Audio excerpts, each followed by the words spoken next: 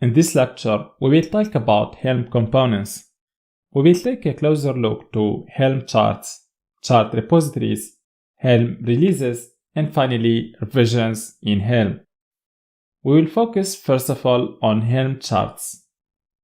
As we mentioned in the previous lecture, a Helm chart is a collection of files that defines the structure and the configuration of a set of Kubernetes objects that are part of the same application. It works as an instruction manual for Helm to know what objects to create, how they should be configured, and more. A chart is a collection of files and directories organized in a folder. We will go deeper in the structure of the chart directory and the content of the files and the directories later when we learn how to create our own Helm charts. Let's move now to chart repositories. A chart repository is a remote location for storing and sharing Helm charts.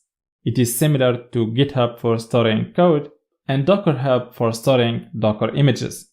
There are many chart repositories where you can search for Helm charts and you can make your own hosted repository, but the official chart repository that is part of the Helm project is the Artifact Hub repository.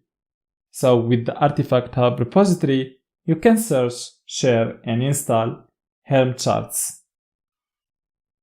Let's focus now on Helm releases. When installing a chart, a release is created.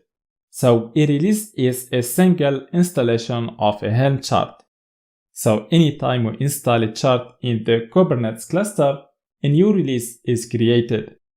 For example, when installing the WordPress application by executing the helm install command, a release will be created.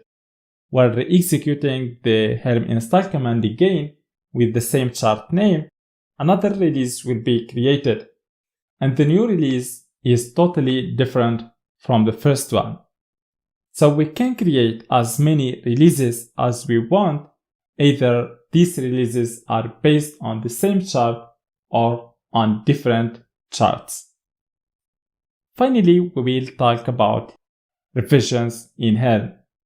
After installing a chart, over time, we may want to change the configuration of the application, so we may want to upgrade a release after its creation. And if the upgrade fails, we may want to roll back to the previous version. All of that is done through revisions in Helm. Whenever we install, upgrade, or roll back a release, Helm creates a new revision for that release. Each revision records the changes done for that release, and this provides a powerful version control for Kubernetes applications. So that's all for now. Thank you very much and see you next time.